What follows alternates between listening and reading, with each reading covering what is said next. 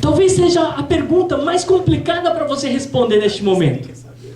Porque muitas vezes nós imaginamos tantas respostas de Deus para nós. Eu imagino que Deus me queira ali, naquela ilha paradisíaca. Não, meu irmão. O que Deus quer para você, tudo bem que sempre Deus quer o melhor para você. Mas nem sempre aquilo que Deus tem de melhor para você é o que você está esperando. Porque muitas vezes nós esperamos por coisas materiais. Esperamos por coisas físicas. E o que Deus quer é começar a estabelecer o melhor para você, para a sua vida espiritual, para a sua vida ministerial. Consequentemente, é provável e com certeza virá também as coisas materiais. Mas o mais importante é focalizar nossa vida na nossa visão espiritual. E outra palavra que vem em seguida, depois de se esforçar e se apresentar de forma recomendada, a palavra que vem depois é aprovado. A palavra aprovado no grego é doximo, que significa estar apropriadamente trajado, vestido, colocado, estabelecido, de forma apropriada. Está falando como se fosse um guerreiro que está pronto para a batalha. Estar pronto para a batalha significa que ele está bem armado, bem protegido e sabe exatamente como trabalhar com cada ferramenta que está em sua mão. Eu lembro muito bem quando Davi foi enfrentar Golias. Ele chegou lá vestido de pastor, com uma sacolinha do lado, com 5 pedras, não tinha nem 5 pedras dentro, ele não tinha descido para pegar as pedras. Tinha a sacolinha do lado e uma funda e um cajado. Chega diante de Saul e fala: eu estou pronto para batalhar contra esse gigante. Na visão do rei Saul, ele não estava pronto a nada. Um menino inexperiente, não estava trajado como guerreiro, não estava vestido nem com armaduras, e muito menos tinha espada e nem escudo. Muitas vezes pensamos que estar preparados é quando nós estamos com as armas humanas, reconhecidas pelos homens. Mas quando Deus nos chama para estar preparados, é quando nós vestimos a armadura de Deus e estamos com as armas que Deus tem preparado para nós, que são poderosas nele, não dentro do ponto de vista do homem. Mas quando nós estamos preparados em Deus, armados de cabeças aos pés, com aquilo que Deus tem para nós, com certeza, nós seremos mais do que vencedores nele. E não é por vista, não é pela roupa que eu uso, não é pela cor de camisa, misericórdia, para você estar de rosinha em cima, hot pink, nem pela gravata, mas é pela unção e o poder de Deus na nossa vida. Quando Deus nos traz a unção, não importa o que os homens estão enxergando, o que importa é o que Deus tem te dado. Aleluia. Muitas vezes. Esse doxe que vem da palavra doxas, que é glória. Exatamente. E isso significa a glória dele repartida para nós.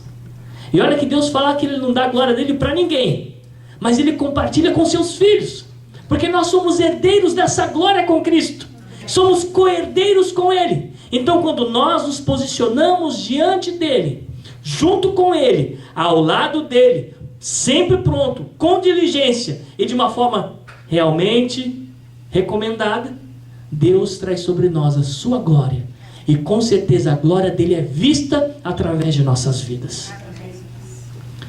E a palavra de Deus fala que nós devemos ser aprovado, ou seja, cheio dessa glória, como obreiro. Aí vem a palavra obreiro. Sabe o que significa a palavra obreiro?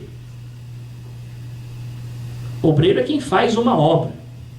Só que quando você vai no original, eles têm uma palavra que significa trabalhador. Só que esse trabalhador não é só aquele que está com a mão na massa, mas é aquele que está preparado o suficiente para realizar o trabalho e ensinar aos outros. Olha que interessante dessa palavra, que no grego é ergates, significa que, primeiro, eu sei fazer o trabalho, estou capacitado. Segundo, não só estou capacitado, não só sei realizar o trabalho, como estou capacitado a preparar outros. Porque essa palavra também significa ensinador. Quando nós nos colocamos para fazer algo para Deus, temos que nos capacitar o suficiente, nos colocar diante de Deus, para que possamos ser trabalhados por Ele de uma maneira tal que possamos ter o suficiente para realizar o trabalho e ainda capacitar a outros para trabalhar conosco. Olha que bênção.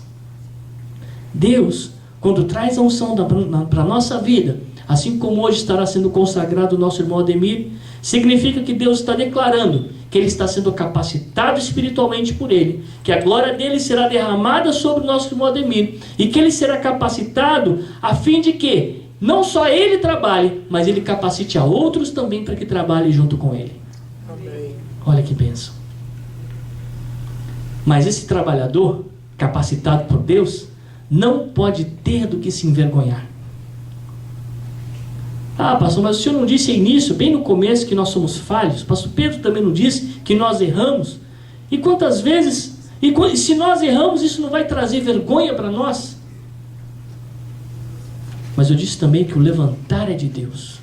Se Ele está nos capacitando, se Ele está trazendo a sua glória para a nossa vida, é que Ele está nos dando força suficiente, Ele está nos capacitando de forma suficiente para que nós não venhamos deixar que o homem sobreponha a grandeza dele na nossa vida. Porque se nós formos guiados por nós mesmos, erramos, falhamos, pecamos e trazemos a vergonha para o Evangelho. Como temos a história de muitos que acabam fazendo isso. Mas se nós estivermos agarrados nele, que é a nossa salvação, que é o nosso socorro, que a glória dele está sobre a nossa vida, com certeza, ele vai nos capacitar a não cair no erro que todos caem. Sabe por quê? Vamos lembrar que a glória não é nossa. A glória é de quem? É dele. E o mais interessante, que ele fala assim, que maneja bem a palavra da verdade. Outro dia o pastor pregou a respeito disso, de manejar bem, que é o ato de saber cortar. O mais interessante é que essa palavra vem do grego ortotomeu, que significa saber desossar. Quando eu era pequeno, eu lembro que eu fui trabalhar com meu avô, ele trabalhava numa granja. E ele trabalhava no abate, separação e fazia o corte dos frangos para mandar para as lojas. E ele falava que todo frango tinha um jeito certo de fazer o corte. Se você cortasse errado, ele ficava deformado. E na hora do cozimento também ficava ruim de trabalhar com a carne. E eu lembrava que eu via ele cortando certinho. Eu tentei cortar, eu era criança, mas ficou todo espedaçado. Não consegui cortar. E ele falou, não, você tem que aprender a fazer o corte certo, no lugar certo. Tinha juntas certas que você tinha que fazer o corte. Até hoje não aprendi. Graças a Deus que eu não trabalho com isso. Senão eu ia ter muito prejuízo. Mas Deus nos convida a manejar bem a palavra da verdade. Isso significa que Deus nos ensina exatamente onde e como usar a espada. Porque manejar também tem o ato de usar a espada. Lembrando que a espada é um instrumento que funciona tanto para atacar como para defender. Nós temos que atacar o inimigo, mas também temos que lembrar que nós defendemos também o rebanho do Senhor. E quando nós sabemos usar e como manejar bem essa espada, vamos saber exatamente como não sair envergonhados de uma situação. Para isso, é necessário conhecer bem a palavra. E essa palavra tem um sentido maior e amplo, que é razão e conhecimento, que é a palavra logos. Manejar bem a palavra da verdade. Conhecer profundamente essa palavra, que é logos. Que João 1:1 diz que no princípio, ele, quem? Jesus Cristo, ele era o verbo, o logos, a razão de todas as coisas. É esse conhecimento profundo que nós devemos ter, conhecer a Jesus Cristo, que é o Verbo, que é o fundamento da nossa vida, e sem Ele nada nós podemos fazer. E por isso que quanto mais nós conhecemos a Deus, mais manejaremos bem a espada da verdade, e com certeza não sairemos envergonhados. Por isso, irmão Ademir, nunca esqueça disso.